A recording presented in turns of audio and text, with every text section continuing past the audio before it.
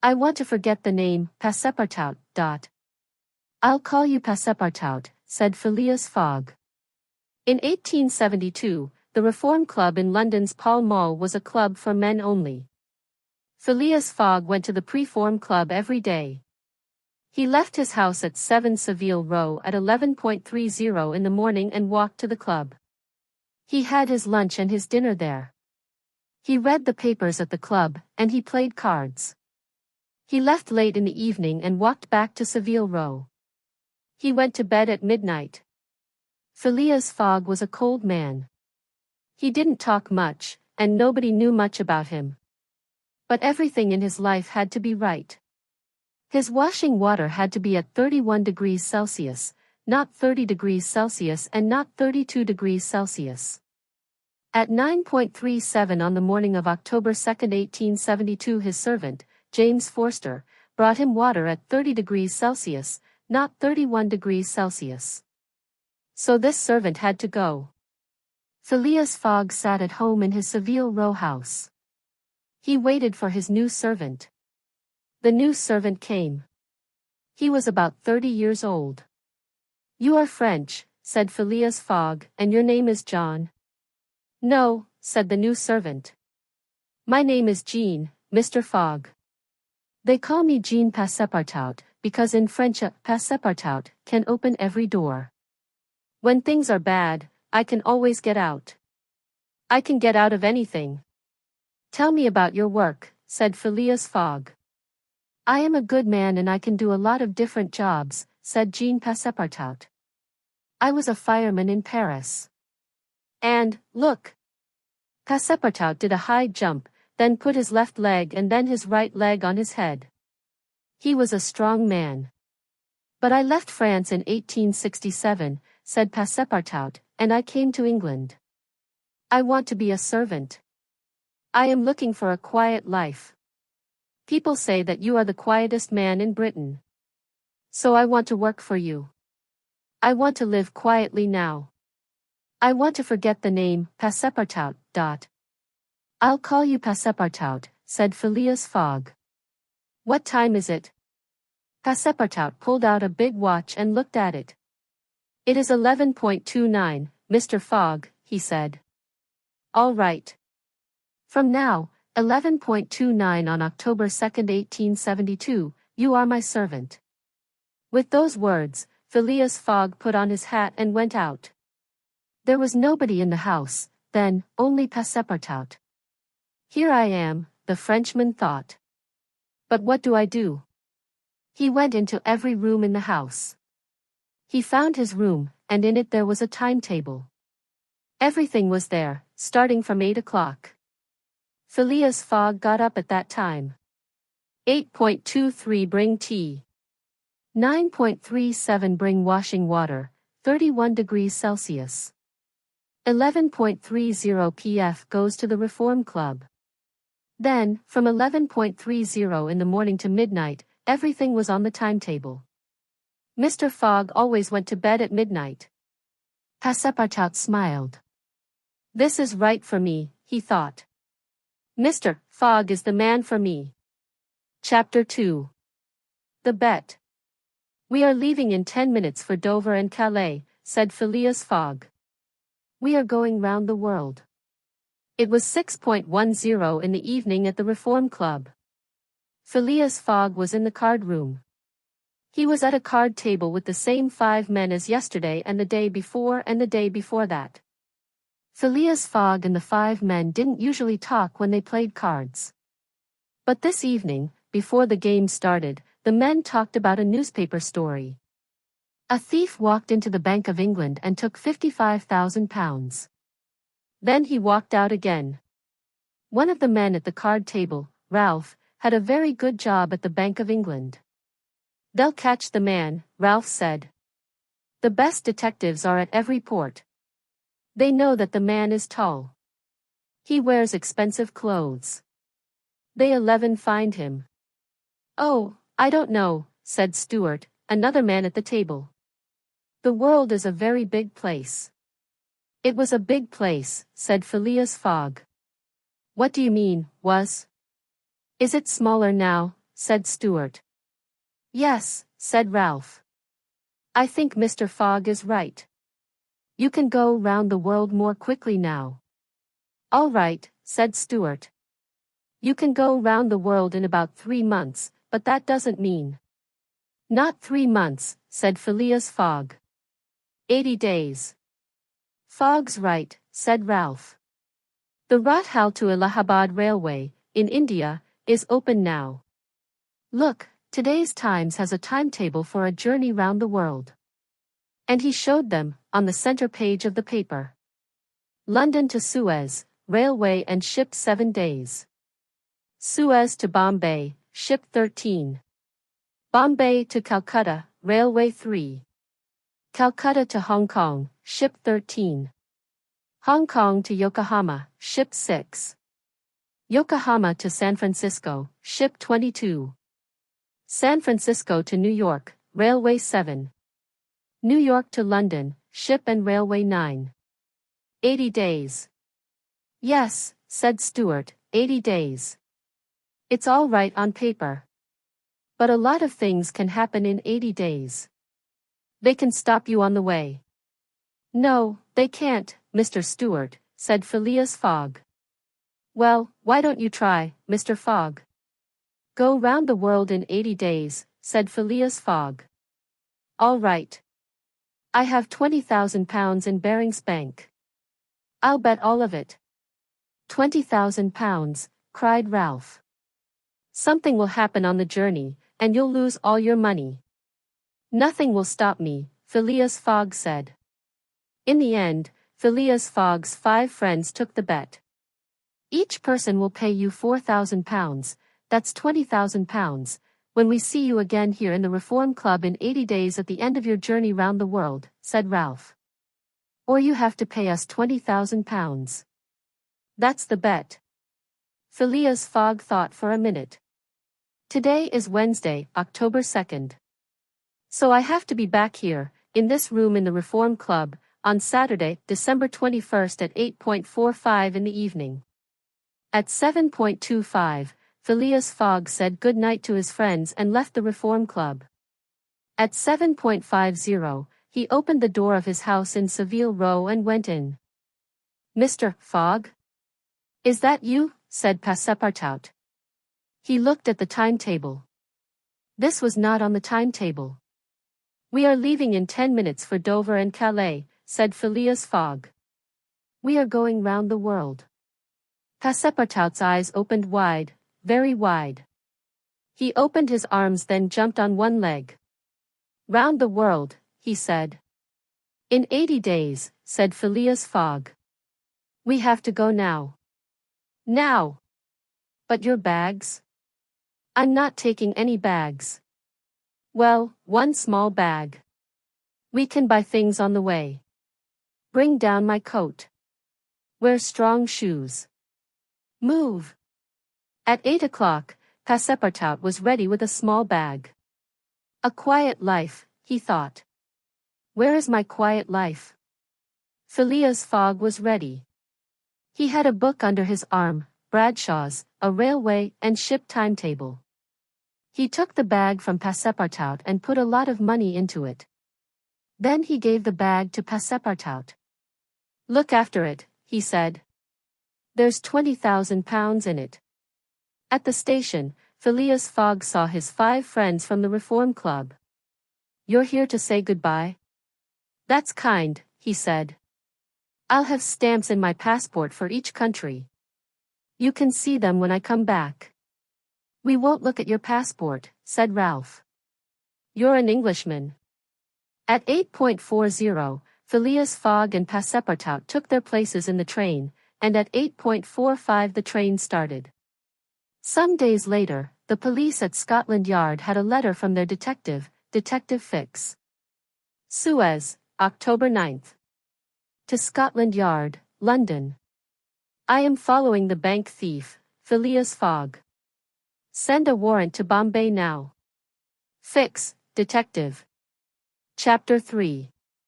Detective Fix. He left London quickly. He had a lot of money in new banknotes. Phileas Fogg was Fix thought, the Bank of England thief. On Wednesday, October 9th, a small thin man waited for a ship at Suez, Egypt. The ship, a fast ship, was the Mongolia. The man was Detective Fix. He was at the port because he wanted to find the Bank of England thief. Fix looked at everybody. He wanted a tall man in expensive clothes. When the Mongolia arrived at the port, Phileas Fogg left the ship.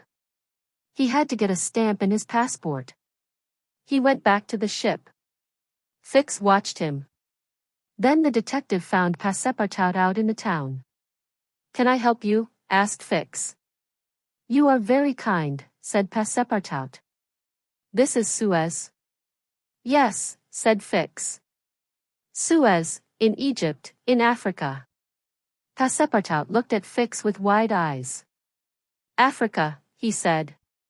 "This morning I saw Paris again, from 7:20 to 8:15 in the morning, through the windows of a train, between two railway stations.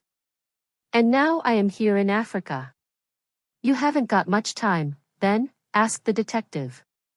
"No, Mr. Fogg hasn't got much time. Oh, and I have to buy some clothes. We came away with only one small bag for the journey. I'll show you the way to the shops." "Thank you," said Passepartout. And the two men walked through Suez. "I have to be careful about the time. The ship leaves again in a short time." "You've got time for shopping," Fix answered. "And you've got time for lunch." Passepartout pulled out his big watch. "Lunch," he said. "It's 9:52 in the morning." "No, it's 11:52, said Fix. "You've got London time on your watch. That's 2 hours behind Suez time. When you go round the world, time changes. On your journey you'll have to change the time on your watch for each new country." "What? Change the time on my watch?" "Never," said Passepartout. Fix smiled. 5 minutes later he said, "Here are the shops. You can buy everything here. I think you left London quickly." "Oh yes. Last Wednesday, Mr. Fogg came back from his club at 7:50 in the evening. He usually comes back at midnight. And then we started our journey." Fix thought about that. Then he asked, "But where is Mr. Fogg going?" "Round the world." "Round the world?" "Yes, in 80 days. He says it is for a bet." "Is he rich?" Fix asked. "I think he is," said Passepartout. The Frenchman was always ready to talk.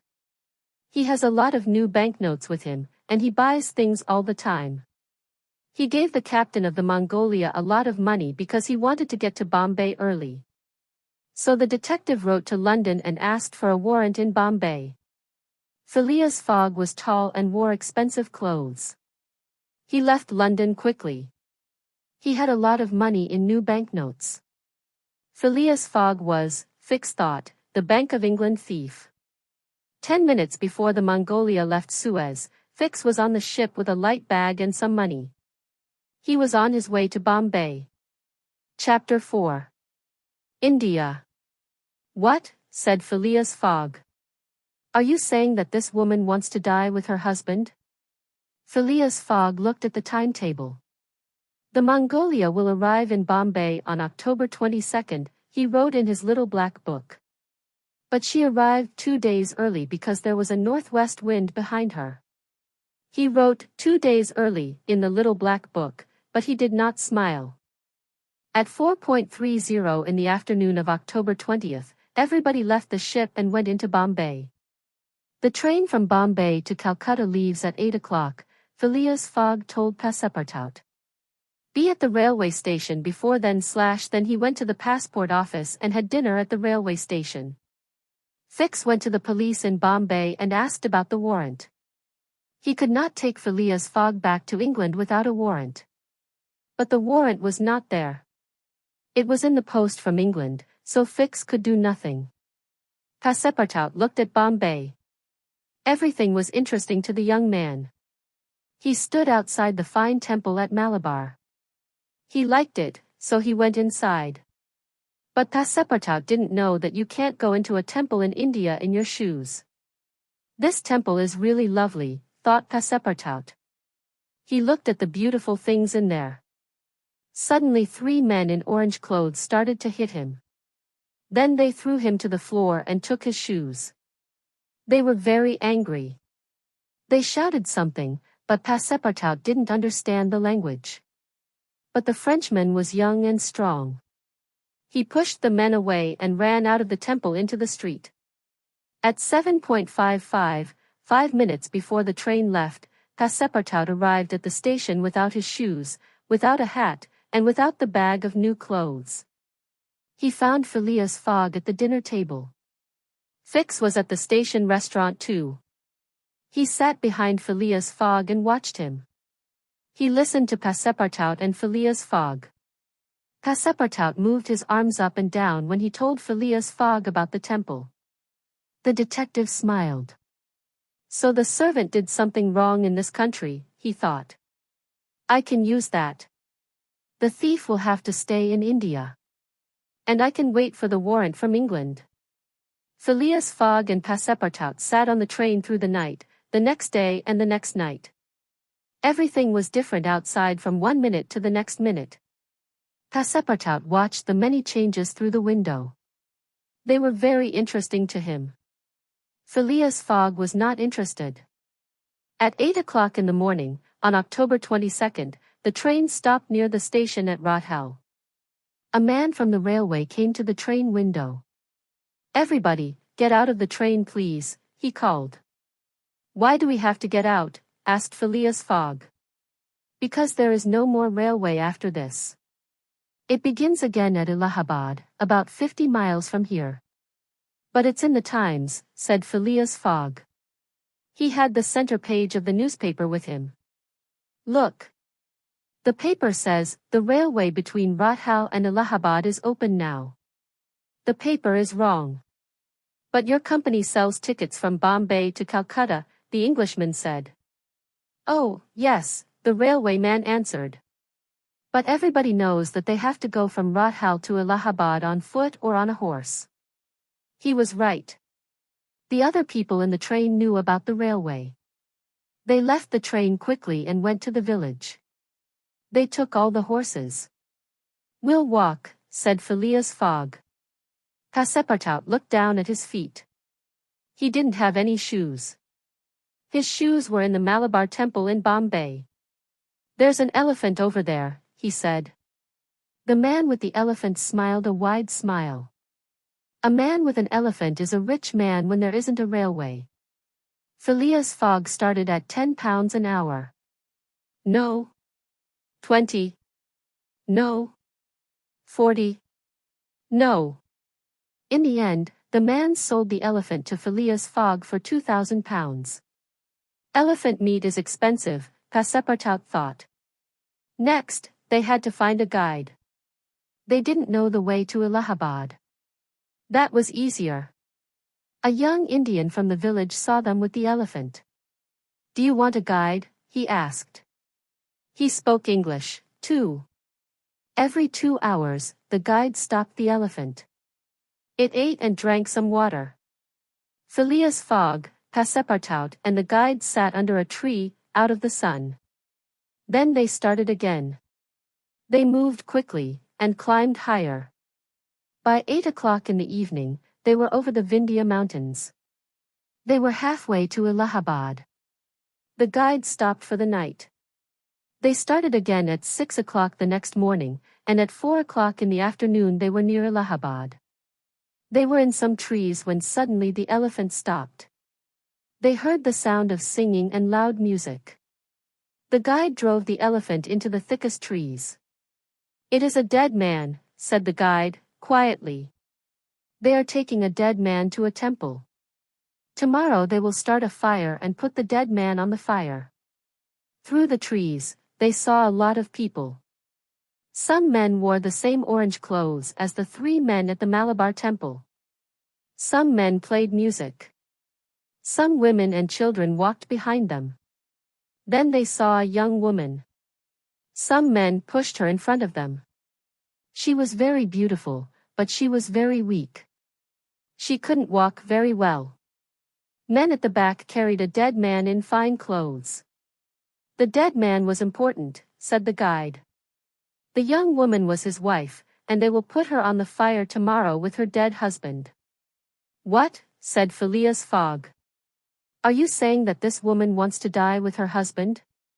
Sometimes a wife wants to die when her husband dies, answered the guide. But this young woman does not want to die. Those people, the people in the orange clothes, say she has to do it. No, said Passepartout. But can't she get away from them? They put something in her food, the guide said. Look, she is very tired. Then she will sleep. We'll get her out of here, said Phileas Fogg. Please think before you try that, said the guide. These people are dangerous. But, Mr. Fogg, the bet, said Passepartout. Phileas Fogg looked at the timetable. I am 1 day early. We can use the day well, and get the young woman away from here. Well, said the guide.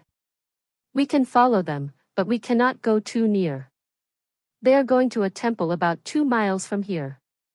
I know about the young wife, too. Her name is Uda. Her father had a big company in Bombay. But her father and mother died and she had to marry that old man. We cannot do anything now. But I will help you when it gets dark. Chapter 5. Uda. The old man was not dead. He stood up and took the young woman in his arm. Then he came down through the fire. People sang and shouted. The noise came through the trees. The guide stopped the elephant and they walked. They could see the temple, white in the dark night. Some men with guns sat round it and watched. The young woman is inside the temple, said the guide, quietly. The dead man was on top of some wood, to the right. When the sun comes up, they will put the woman next to her husband. Then they will start the fire. We'll have to think of something. We have to set the young woman out of there, said Phileas Fogg. But Phileas Fogg and the guide did not have any ideas. And the men with guns round the temple did not go to sleep. They watched. They watched very carefully. After an hour or two the guide said, Mr. Fogg, where is your servant?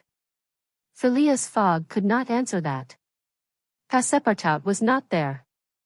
The sun came up in the east. The people woke and went noisily to the wood with the dead man on top. Then some men brought Uda out of the temple. She did not move when they put her down on top of the wood, next to her dead husband. There was something in her food again that morning. Some men brought fire to the wood. Phileas Fogg stood up and opened his mouth. He wanted to shout, Stop! Get down, said the guide. They will kill us. But suddenly everything changed. The people gave a great shout, and they fell down on their faces with their eyes to the ground. The old man was not dead. He stood up and took the young woman in his arms. Then he came down through the fire. He walked over the people on the ground. Then he carried the woman easily in strong arms to Phileas Fogg and the guide. Let's go, he said. Quickly. It was Passepartout. A minute later, the 3 men and the young woman were on the elephant. Uda slept and knew nothing about it. The sun was high and hot in the sky. It was nearly 10 o'clock in the morning. The young guide said, There, that is Allahabad. The railway starts again there. The train journey to Calcutta is about a day and a night. Phileas Fogg took a room at the railway station for Uda. He sent Passepartout into the town for clothes and other things for the young woman. When the train was ready, Uda was better. Before they got in the train, Phileas Fogg paid the guide. That's your money, because you were our guide, he said. But you helped us in other ways. Would you like the elephant? The young guide gave a big smile. That was his only answer. On the journey to Calcutta, Uda learned about her night in the temple and about Passepartout and the fire. She said thank you again and again, but she was afraid of her husband's family. She didn't want them to catch her again. I'll take you to Hong Kong, Phileas Fogg said, and you can stay there. It was kind, but he spoke quite coldly. She happily said, oh, thank you. I have an uncle in Hong Kong. He will look after me. The train got to Calcutta at 7 o'clock in the morning. Phileas Fogg had 5 hours before the ship left for Hong Kong. Chapter 6. Calcutta. Passepartout felt bad. A bet of 20,000, he thought. And we will lose it, because I went into a temple in shoes. Phileas Fogg, Passepartout and Uda left the station at Calcutta. They wanted to go to the passport office and then to the ship. But a policeman came to them and said, are you Mr. Phileas Fogg, and is this your servant? Yes. Please follow me. Phileas Fogg's face did not change. He didn't feel anything, or he didn't show it. Can this young woman come with us? He asked. The policeman said, yes. At the police station, the policeman took them to a large room with a big cupboard in it. Then the 3 men in orange clothes from the Malabar Temple in Bombay came in. One man carried Passepartout's shoes. The temple in Bombay, said Passepartout. The men from the temple were in Calcutta because Fix brought them from Bombay. Fix told the Calcutta police about the Malabar Temple. Now, he was in the big cupboard in the room, and he listened to everything. The policeman said, people from other countries cannot come to India and wear their shoes in a temple. It is not right. You will have to stay in prison. You can tell your story next week. Then perhaps you will have to stay in prison. Fix was very happy about that. The warrant will arrive before then, he thought. Passepartout felt bad. He was not afraid of prison, but he thought of Phileas Fogg and his bet. A bet of £20,000, he thought. And we will lose it, because I went into a temple in shoes. Phileas Fogg's face did not change. He said, I want bail. Yes, you can have bail, said the policeman. Fix, in the cupboard, was angry.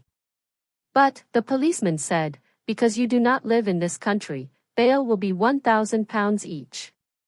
You will have to come back here in a week, and then you will get your money back. You can tell your story then. Fix was happy about that. He thought, Fogg won't pay £2,000 of bail money. He'll stay in prison and wait. To Fix, Phileas Fogg was a bank thief, not a man with a £20,000 bet. I'll pay, said Phileas Fogg. You will get this money back, said the policeman, when you come back next week. But now you can go, on bail. Passepartout turned to the 3 men from the temple. Please, he said, give me my shoes back. The Frenchman put on his shoes again. Then Fogg, Uda, and Passepartout went to the port as quickly as they could. Fix followed. He was very angry. That's £2,000 of the Bank of England's money, he thought. I'll have to take Fogg back to England quickly. Chapter 7. Hong Kong. Who do you think I am? You are working for those 5 men from the Reform Club, smiled Passepartout. On the ship to Hong Kong, the Rangoon, Uda learned a little about Phileas Fogg. She liked him. Fix was on the ship too. He thought about the warrant. Was it now on its way from Bombay to Hong Kong? On the first day, Passepartout did not know that Fix was on the ship too. But then he saw the detective. What is Mr. Fix doing on this ship? The Frenchman thought. We saw him in Suez and now here he is again. Is he following us? Why? Passepartout thought about it, and then he had an idea. He is following Mr. Fogg. He is working for the 5 men at the Reform Club. He is watching Mr. Fogg because of the bet. Passepartout was angry with the 5 men, but he didn't tell Phileas Fogg about Fix. The 5 men were Mr. Fogg's friends. Passepartout didn't want Mr. Fogg to think badly of them. He really liked Mr. Phileas Fogg now. He wanted him to win his bet. It was important to him. The weather was bad and the Rangoon arrived at Hong Kong 24 hours late. Phileas Fogg, Passepartout and Uda went to the office of the ship company. "Are we too late for the Carnatic J?" Phileas Fogg asked. "The timetable says she left Hong Kong for Yokohama yesterday." "No," said the man at the office. "The Carnatic had a problem with one engine. She's here. She'll leave tomorrow." "Thank you," said Phileas Fogg. Phileas Fogg took Uda to the best hotel in Hong Kong. Then he went out and looked for her uncle. An hour later, he came back. Uda's uncle did not live in Hong Kong now. He was in Holland. Uda did not speak for a minute. She sat with her head in her hands. Then, very quietly, she asked, "What do I do now, Mr. Fogg?" "That's easy," said Phileas Fogg. "Come to Europe. But I will be one more problem for you." "You're not a problem. And you won't change our timetable." "Passepartout?" "Yes, Mr. Fogg." "Go to the Kamak, Passepartout, and get 3 tickets to Yokohama." Passepartout left the hotel with a smile on his face. He wanted to have Uda with them on the journey. She always spoke kindly to him. To her, he was a friend and not a servant. When Passepartout arrived at the port, he saw a very unhappy Fix by the Carnatic. Fix was unhappy because the warrant was in the post from Bombay and not in Hong Kong. The Carnatic could take Phileas Fogg away from Hong Kong before the warrant arrived. Passepartout smiled at Fix's face. "The fine, rich men of the Reform Club are going to lose their money," the Frenchman thought, "and Mr. Fix is unhappy about that." "Are you going to buy a ticket for the Carnatic?" asked Passepartout. He laughed, but Fix said nothing. The Frenchman went on to the Carnatic, and paid for 3 tickets to Yokohama. The Carnatic's captain spoke to him. "The engine is fine now," he said. "The problem was smaller than we thought. The ship will leave at 8 o'clock this evening. Not tomorrow." "Good," said Passepartout. "I will tell my Mr. Fogg. He will be happy." When he left the ship, Fix came to him. "Before you see Mr. Fogg," said Fix, "won't you have a drink with me in this bar?" There was a bar at the port, near the ships. "Well, yes, thank you. I am quite thirsty," the Frenchman said. In the bar, Fix asked Passepartout, "Who do you think I am?" "You are working for those 5 men from the Reform Club," smiled Passepartout. "You are watching Mr. Fogg." Fix thought for a minute. He didn't have the warrant, and he had to stop Fogg. "Yes, I am watching Fogg," said Fix. "But I'm not working for the men from the club. I'm a policeman. I'm following Fogg because he's a bank thief. You have to help me, or I'll get a warrant for you too. I'll put you in prison with him. Now, are you with me or are you with him?" Passepartout was angry. "With him," he said, and he started to leave the bar. Passepartout was on his way back to Phileas Fogg. Fix had to stop him. Passepartout knew about the ship's new timetable, and Phileas Fogg didn't. So Fix put something in Passepartout's drink. "Wait," called Fix. He smiled. "Why don't you finish your drink before you go? It's hot out there." Fix smiled again. Passepartout stopped. He looked angrily at Fix, but he took the drink. He sat down and finished it. Then he quietly went to sleep in his chair. Fix left him in the bar. Chapter 8. To Japan? They saw a big American ship coming a little way out of the port. "Too late," cried the seaman. "Your ship is leaving." Phileas Fogg took Uda to the best shops in Hong Kong. They went from one shop to another shop. He pulled money out of his bag and bought her dresses and other clothes. Then they went back to the hotel. Night came and there was no Passepartout. In the morning, too, Passepartout was not there. Phileas Fogg and Uda went to the port. Perhaps Passepartout was at the ship. But the servant was not there and the komatik was also not there. An Englishman spoke to Phileas Fogg. "Did you have tickets for the komatik?" The man was Fix. "I wanted to go to Yokohama on the komatik too," the detective said. "She left yesterday evening. We'll have to wait a week for the next ship." Fix smiled. But the detective's smile left him when Phileas Fogg said, "But there are other ships in the port of Hong Kong. The komatik is not the only ship. Let's go and find one." Phileas Fogg looked for a ship for a long time. Ships arrived and stayed. Ships left before he could speak to anybody on them. "Are you looking for a boat?" asked a seaman. "Is your boat ready to leave?" "Yes. It's a small boat. Number 43. Do you know these small boats? They help the big ships when they arrive at the port. And this boat is the best in Hong Kong." "Is she fast?" "Oh yes. 8 or 9 miles an hour." "Will you take me to Yokohama?" "I had tickets for the komatik but she left early. I have to be in Yokohama on November 14th. I have to catch the ship for San Francisco there.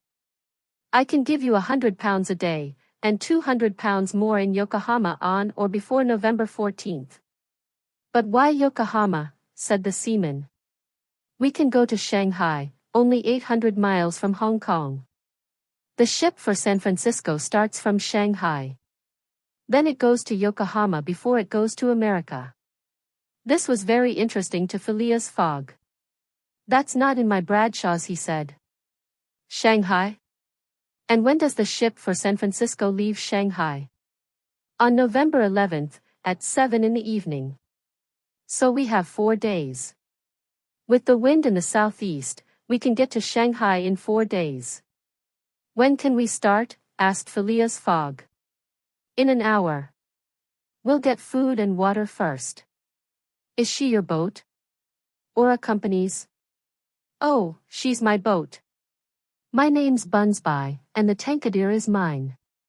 "Here's £200, said Phileas Fogg. Then he turned to Fix. "Do you want to come with us?" Well, in half an hour then," said Phileas Fogg. "But what about," Uda said. And then she stopped. She was very unhappy about Passepartout but she understood about the bet. "I'm going to do everything possible for Passepartout," said Phileas Fogg. He went with Uda to the police in Hong Kong. He left a letter about Passepartout and money for his ticket back to Europe. At 3 o'clock, Phileas Fogg, Uda and Fix were on the Tankadere, and the little boat started her journey to Shanghai. The wind helped, and the boat moved fast, to the northeast. With the wind behind them, they cut through the sea, very near China. But in the early morning of the second day, the seaman, Bunsby, came to Phileas Fogg. "There's too much wind now," he said. "We get these very high winds near China. They're dangerous." Then it started to rain, too. The weather was very bad. The Tankadere started to go high up and then down in the sea. Then left and right, up and down in the wind, under a black sky. With the wind behind them and the heavy rain, it was difficult for Bunsby. But the boat did not go down. Fix was afraid and very unhappy. Uda watched Phileas Fogg. His face didn't change. It was night. The wind was worse and the rain was worse. Uda fell before Phileas Fogg could catch her. "I'm fine," cried Uda. "Forget about me." Bunsby talked to his seaman, and then came to Phileas Fogg. "Mr. Fogg," he shouted above the noise of the wind and the rain. The seaman's face was wet with rain. "Mr. Fogg, I think that we'll have to find a port in China. We'll have to stop there." "Yes," said Phileas Fogg. "But which port?" said the seaman. "I only know one port," said Phileas Fogg. He spoke quietly, but Bunsby could hear him above the wind and rain. Shanghai. The next day was better. The sky was blue again. The boat went through the sea faster. At 7 o'clock they were 3 miles from Shanghai. They saw a big American ship coming a little way out of the port. "Too late," cried the seaman. "Your ship is leaving." Phileas Fogg said, "Use your radio. Say there's a problem. We want their help." When the Carnatic left Hong Kong for Japan on November 7th, Passepartout was on the ship. When Fix walked out of the bar in Hong Kong, Passepartout was asleep in his chair. But then a waiter saw him and gave him some water. His head hurt very badly, and he couldn't think. But one word went round and round in his head: Carnatic. Carnatic. He walked very, very slowly out of the bar. He could see the Carnatic from the bar door, and he walked to it. Then he fell down for the last time. The next morning he woke up and he was on the ship. It was a sunny day, and Passepartout watched the blue sea. He felt better. He went to the ship's office and asked for Phileas Fogg. But Phileas Fogg was not on the ship. Aouda was not on the ship. Passepartout sat down. What happened, he thought. And then he remembered. Mr. Fogg didn't know the ship new timetable. Passepartout thought, he will lose the bet because of me. And because of Fix, too. Passepartout remembered the bar in Hong Kong. I will kill Fix, he thought. Passepartout was on his way to Japan. He could not change that. What can I do when I arrive, he thought. I have no money. I have a ticket, so I can eat on the ship, but after that? I'll eat a lot now, he thought, then I won't have to eat in Japan. So he ate Phileas Fogg's food, Aouda's food and his food, too. On the morning of November 13th, the Carnatic arrived in the port of Yokohama. Chapter 9. To San Francisco. The warrant was there from Hong Kong, but it was too late. Fix couldn't use the warrant in Japan or America. Near Shanghai, the captain of the General Grant listened to the radio. A smaller boat, Tankadere, wanted his help. The American ship stopped next to the Tankadere. Phileas Fogg gave Bunsby £550 and climbed onto the General Grant. He paid for 3 tickets to San Francisco, and then Aouda and Fix got onto the American ship too. The first stop was Yokohama. When the General Grant arrived there on the morning of November 14th, Fogg and Aouda went to the Carnatic. But Passepartout was not there. Phileas Fogg and Aouda looked for Passepartout in the town. They asked questions everywhere. They only had one day before the General Grant left for San Francisco. Phileas Fogg and Aouda walked through the streets of Yokohama, north, south, east and west. But they couldn't find Passepartout. On their way back to the port, they looked in the gardens. There were a lot of gardens in Yokohama. And in the last garden before the port, they saw Passepartout on a chair in the sun.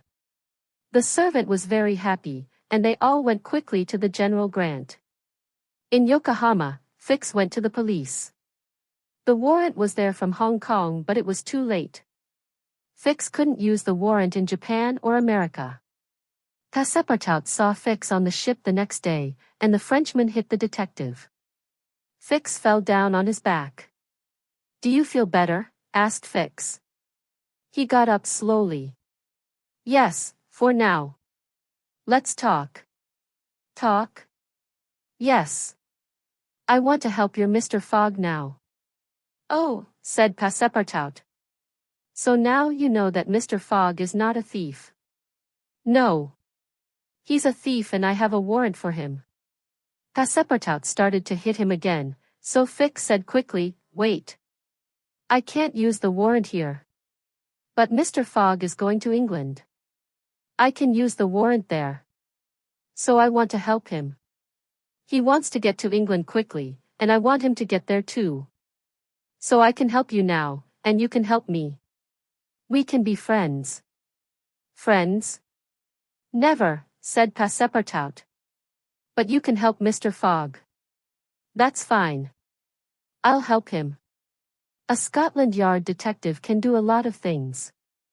But don't tell him about the bar in Hong Kong. And don't say I'm a detective. Then I'll help him. Passepartout thought hard but said nothing. The General Grant had the wind behind her and a good engine, too. On December 3rd, she went through the Golden Gate and into San Francisco. Chapter 10. Across America. They heard guns and shouts. Passepartout looked out of the window. The Indians were on fast horses. They had to wait for the train from San Francisco to New York. It left at 6 o'clock in the evening. Phileas Fogg went with Uda and got a stamp in his passport. Passepartout bought guns for the railway journey. The Sioux Indians were dangerous. At 5:45, Phileas Fogg, Uda and Passepartout were at the station. The train was ready. And there was Fix again. Phileas Fogg couldn't understand it. They all got on the train. The journey time was 7 days. Phileas Fogg wanted to catch a ship from New York to Liverpool on December 11th. On the first day, at about 3 o'clock in the afternoon, Passepartout looked out of the window and saw some buffaloes.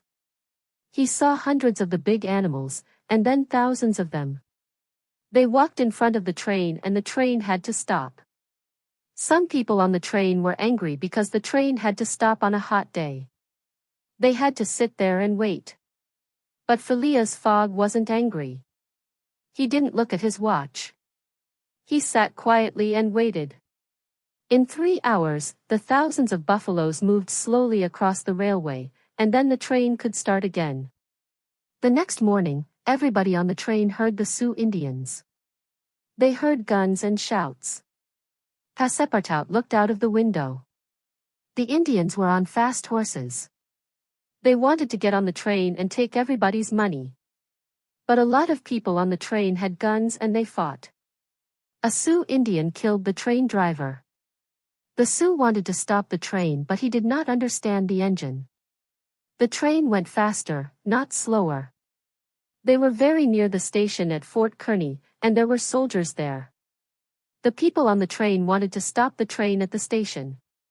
Then the soldiers could help them. Somebody had to get to the engine and stop the train. Passepartout called, "I will go." He climbed out of the window and then climbed under the train to the engine. The Indians didn't see him. Then Passepartout stopped the engine quite near Fort Kearny. Other people from the train walked to Fort Kearny and talked to the soldiers. The soldiers came back to the train. The Sioux ran away, but they took 3 people from the train with them. Passepartout was one of the 3. Uda started to cry, but Phileas Fogg said to her, "I'll get him back." The captain gave Phileas Fogg 30 soldiers, and they went after the Indians. Fix wanted to go with Phileas Fogg, but Phileas Fogg said, "Please stay here and look after Uda." He walked away, and Uda watched him. It started to snow. More and more snow fell out of a dark sky. Phileas Fogg and the 30 soldiers did not come back that day or the next night. Fix and Uda waited at Fort Kearny, but the train left without them. The next morning, Fix, Uda and the soldiers at Fort Kearny heard a shout. The 30 soldiers were back with Phileas Fogg, Passepartout and the 2 other people from the train. "The train left without us," Fix told Phileas Fogg. "The next train is this evening." But that was too late. Phileas Fogg was now 20 hours behind his timetable. They could not arrive in New York by train before their ship, the China, left. Chapter 11. Across the Atlantic. "I sent for you, Captain, because I want to buy your ship." "No. No. No." How could Phileas Fogg win his bet now? No ship in his book of ship and train timetables could get him to London by December 21st. In New York, Phileas Fogg looked round the port for a fast ship. He wanted to buy one. He saw the Henrietta, and spoke to the captain. Are you leaving New York, Captain? In an hour, said the captain. He was a hard man, and his answer was unfriendly. Where are you going? To Bordeaux. Can you take us with you? No, I don't take people. Look in Bradshaw for a nice ship. I take things from port to port. Fast? Asked Phileas Fogg. Do you take things fast? Yes. Very fast. The Henrietta does 12 miles an hour. Will you take me, and 3 other people, to Liverpool, Captain? What's your name? My name's Speedy, and the answer's no. Then I'll buy the ship from you. No.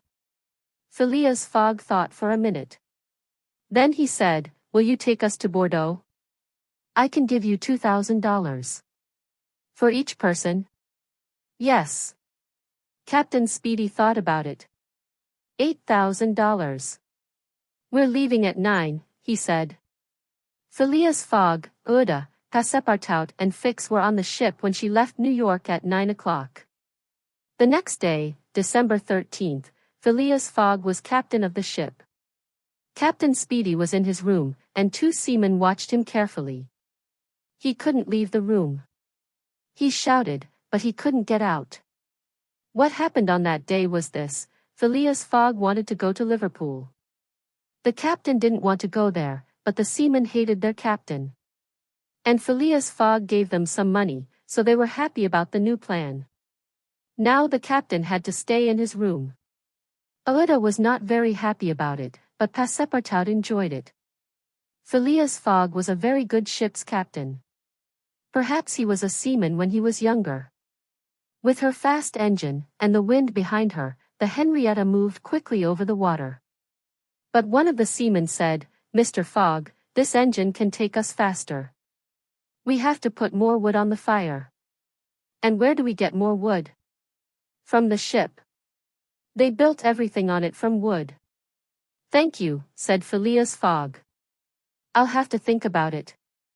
He walked round the ship looking at the wood. Then he called Passepartout. Bring Captain Speedy to me. Captain Speedy ran to Phileas Fogg. He wanted to kill him. Thief, he shouted. You took my ship. Where are we? 770 miles from Liverpool, said Fogg. But I sent for you, Captain, because I want to buy your ship. No. No. No. I'm going to put some of it on the fire, so the engine can take us to Liverpool faster. My ship. This ship cost $50,000. Here's 60,000, said Phileas Fogg, and he gave the captain the money. 12,000 pounds. Oh. Captain Speedy was suddenly a different man. The Henrietta cost $50,000, but she was 20 years old. You only want the wood. I'll have the engine, Oh yes. I'm only buying the wood. Thank you, said the captain. And so, at 11:40 on December 21st, Phileas Fogg put his fur on the ground in Liverpool. And at 11:41, Fix said, Phileas Fogg. I'm a Scotland Yard detective. Please come with me to the nearest police station. Chapter 12. The end of the journey.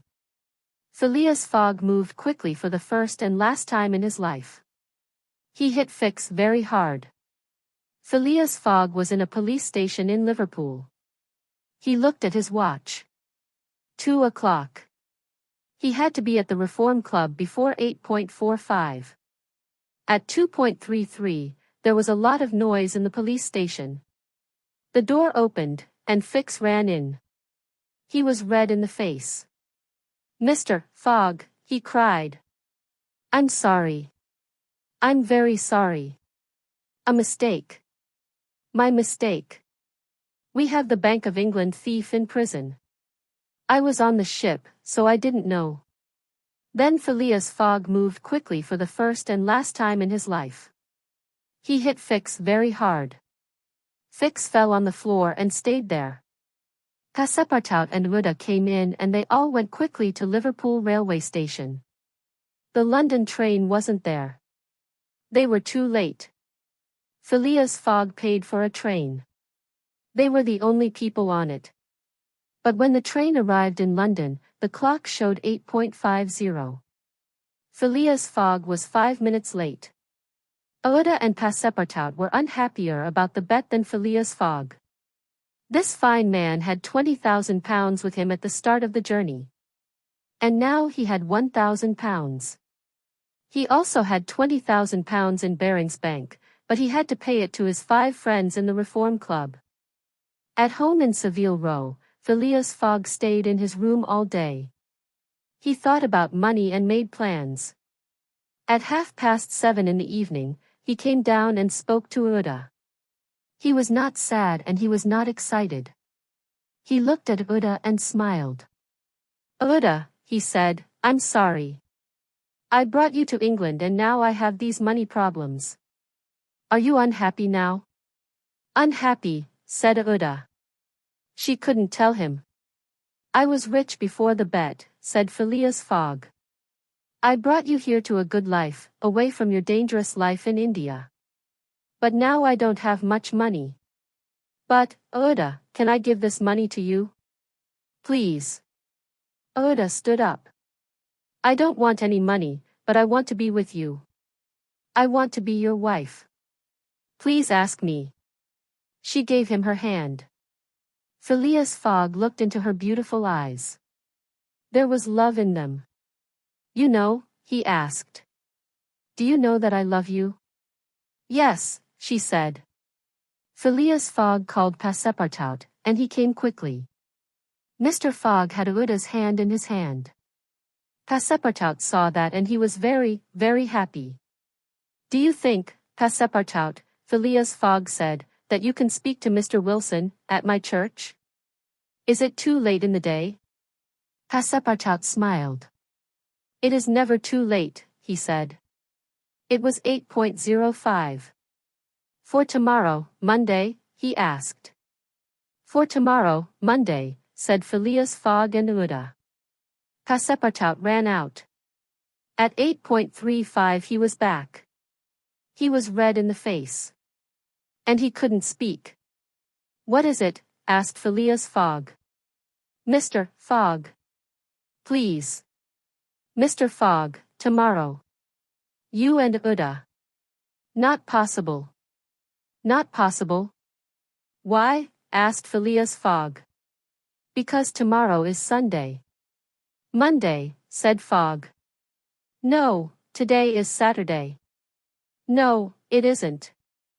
"Yes, it is," cried Passepartout. "We made a mistake. We arrived in England a day early. But you only have 10 minutes. Let's go, Mr. Fogg. You will have to run to the Reform Club. You do it in 25 minutes every day, but today you have only 10 minutes. Run, Mr. Fogg, run." He pulled Phileas Fogg to the door. Phileas Fogg ran, and he thought about his mistake. Of course. The time changes in every country. When you go round the world to the west, you lose 1 day.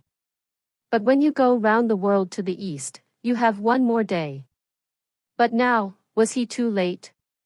Phileas Fogg ran through London. Phileas Fogg's friends were at the card table in the Reform Club that evening. When the clock said 8:25, Stuart said, "In 20 minutes he'll be too late." The last train from Liverpool arrived at 7:23, and the next one arrives at 12:10. "We're going to win our bet." Nobody said anything. They weren't really happy. They didn't really want to win the bet. They liked Phileas Fogg. So they played cards and said nothing. 8:43, said Stuart. 2 more minutes. The 5 men looked sadder and sadder. They watched the door and waited. A moment, a very short moment, before 8:45, Phileas Fogg opened the door and said quietly, "Here I am, my friends." "Now I am a rich man again," said Phileas Fogg, "so I'll ask you again. Do you want to be my wife?" "Yes," said Ouida. But you were a poor man when you asked me. And now you're a rich man again, so do you want to be my husband? Passepartout did not wait for the answer. He ran to the church and told Mr. Wilson. Thanks a lot for watching till end. Please make sure to subscribe the channel and like the video.